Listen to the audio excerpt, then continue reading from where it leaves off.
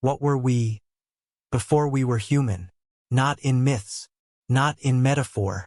I mean, exactly what were we? Were we just monkeys, simple, instinct-driven animals?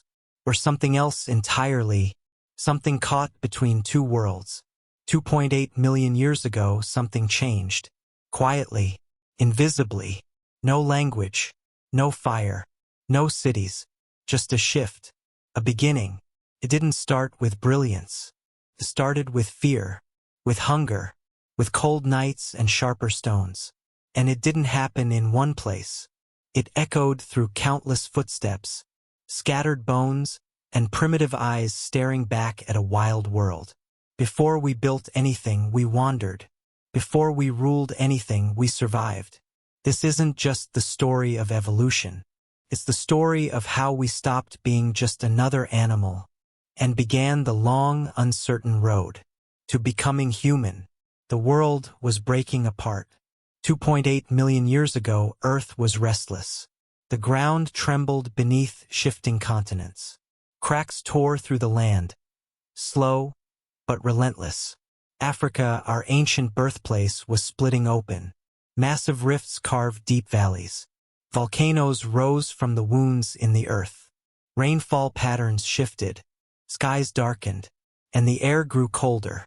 Forests, once dense and green, began to vanish. Trees thinned out. The jungle retreated. In its place, a new, unfamiliar landscape emerged. Open savannas, dry winds, endless grasslands stretching to the horizon. For creatures that had lived in the trees, this was a crisis, a death sentence for some, a challenge for others. The rules of survival were rewritten. No more hiding in branches. No more steady food from fruit-rich canopies. Now, life meant exposure. Predators could see you from far away. Shelter was scarce. The sun, punishing. This was not a gentle transition. It was brutal, unforgiving, and in the middle of it all, walked a creature unlike the rest. Not yet human. No weapons. No fire. No language. Just 2 legs, 2 hands, and a brain that was starting to notice. The world was forcing change, and only those who changed with it would survive. Let's get one thing clear. We didn't come from monkeys. We are primates, yes, but not from the monkeys swinging in trees today.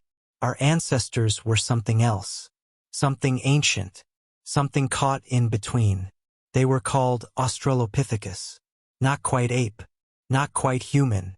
They walked upright most of the time, but their lives were still wild, still deeply tied to instinct. Small brains, long arms, powerful jaws, bodies covered in hair. Fast, alert, and always ready to flee. They lived in groups, tight-knit, cautious, and protective. No fire, no homes, no spoken words, just survival carved into every movement. They didn't hunt.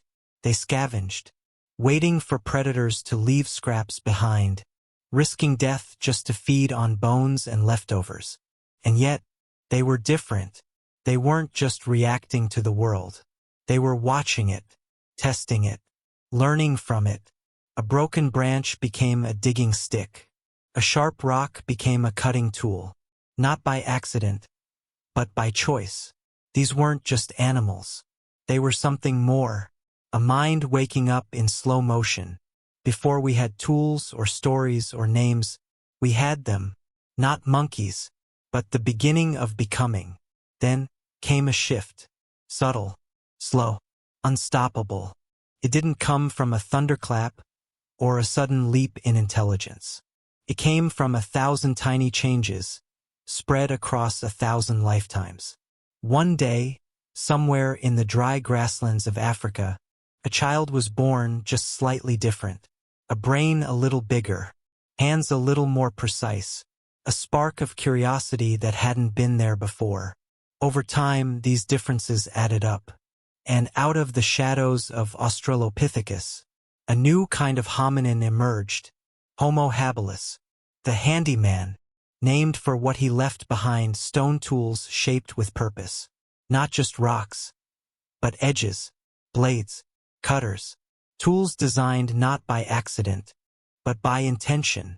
For the first time in history, a creature on this planet was changing the world around it, not just adapting to it.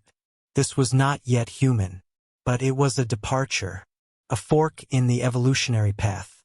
Homo habilis didn't just survive, he altered his survival. Cracked bones for marrow, shaped stones to tear through meat, used his mind as a weapon long before fire, long before words. The hands that made tools were the same hands that would one day build civilizations. Started here, quiet, primitive, but irreversible. This was the turning point. There was no safety, no comfort, no routine. Life 2.8 million years ago was not lived day by day. It was lived moment by moment. Every sunrise brought danger. Every sound in the grass could be the end. A growl, a shadow, a snap of a twig, and the race for survival began. There were no homes, no walls, no fire to gather around. Nights were cold. Darkness was absolute, and the predators never slept for long. During the day, groups moved constantly, searching for food, for water, for shelter that wouldn't last. They tracked animal kills from a distance, waiting for lions or hyenas to leave the scraps behind. Then quickly they'd rush in, sharpened stones in hand, cutting what they could before danger returned. Meat was rare. Most of the time they survived on roots, plants, berries, whatever could be dug up or plucked without a fight. They didn't hunt with weapons. They didn't control fire. If they got wet, they stayed wet. If they were cold, they shivered. There was no protection, only endurance. Injuries meant death. Separation from the group meant death.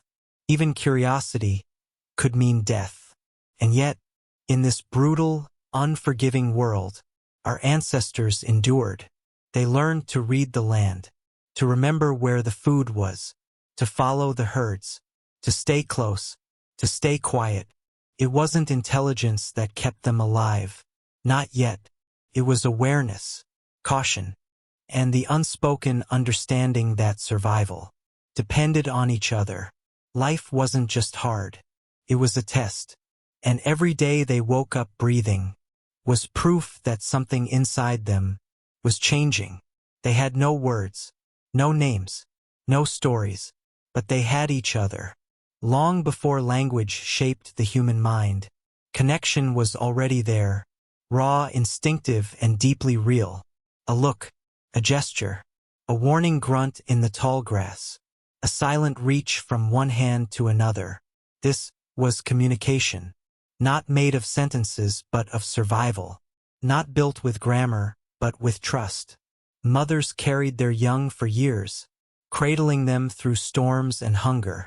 Elders stayed close, worn, slower, but still respected. And when one of their own died, they didn't just walk away. Some stayed, some mourned, some carried the body for days. Why? Not because they understood death, but because they felt its absence. Emotion came before language, love before logic, fear, comfort, loyalty. These were not human inventions. They were ancient instincts passed through time. Before we learned to speak, we learned to belong, to protect, to gather, to remember each other. Not with names, but with presence.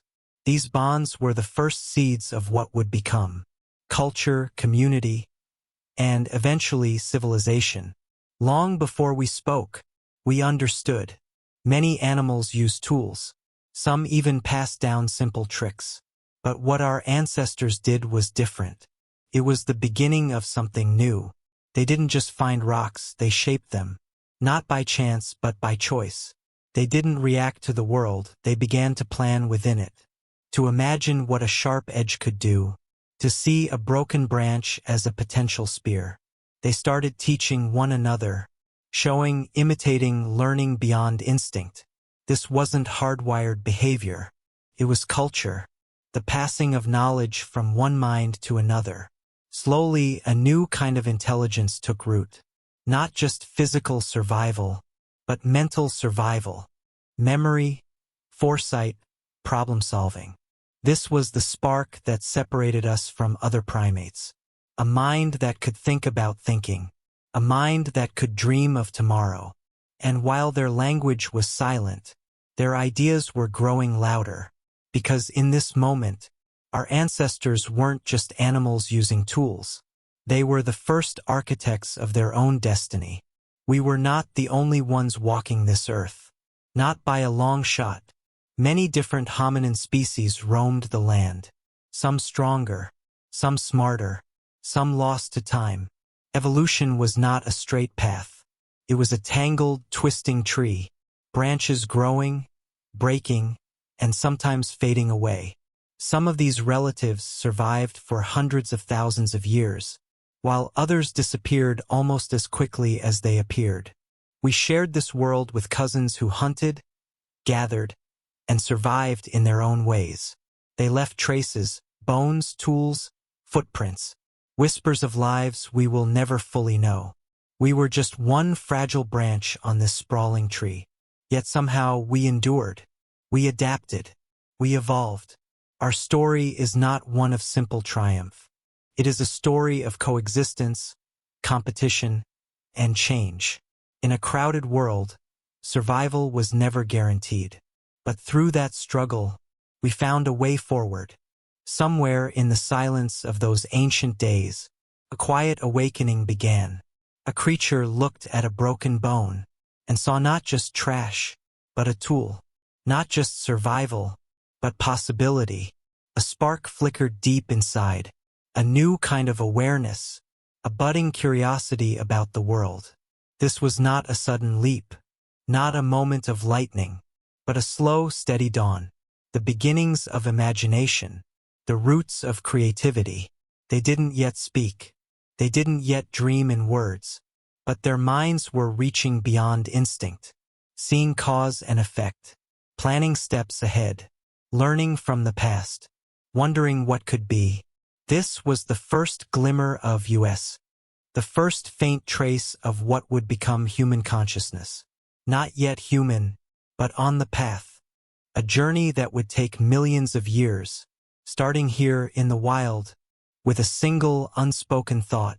What if we were once naked, nameless, unsure, no stories, no history, just a fragile existence, balanced between survival and extinction. But within that vulnerability, there was something powerful, something unyielding, determination, a quiet will to live, to adapt, to become. From those humble beginnings, from the raw edge of existence, came all of us. Every step we take today, every word we speak, every dream we chase, traces back to that ancient struggle. To look back 2.8 million years is not to see monkeys. It is to see becoming aware, becoming alive, becoming human. And in remembering that, we find the roots of who we truly are. We are the story of survival, the story of change, the story of life itself.